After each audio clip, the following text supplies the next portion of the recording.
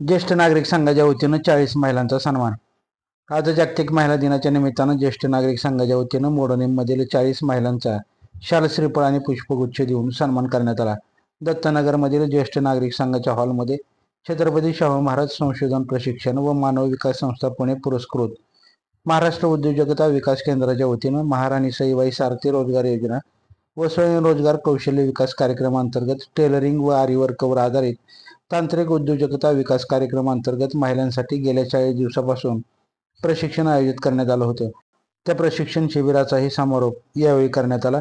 या प्रसंगी प्रकल्प अधिकारी राजशेखर शिंदे यांनी महिलांना मार्गदर्शन केले. यावेळी प्रकल्प समन्वयक राम सुतार, शिवसेनेचे दीपक सुर्वेसह महिला उपस्थित होत्या. या प्रसंगी ज्येष्ठ नागरिक संघाचे चंद्रकांत गिड्डे, विठ्ठल शिंदे, चांगदेव गिड्डे, भीमराव मोरे, रमेश मुळीक, अरुण पर्वत, हनुमंत चोपडे, सुर्वे गुरुजी यांनी महिलांचा सन्मान केला. गेली 40 दिवसापासून सुरू असलेल्या या प्रशिक्षणासाठी हॉल उपलब्ध करून दिल्याबद्दल महिलांनी ज्येष्ठ नागरिक संघाच्या पदाधिकाऱ्यांचे आभार मानले. ताज्या घडामोडी जाणून घेण्यासाठी लाईव्ह महाराष्ट्र 2 न्यूजच्या यूट्यूब चॅनलला सबस्क्राईब करा, तसेच बेल आयकॉनला क्लिक करा.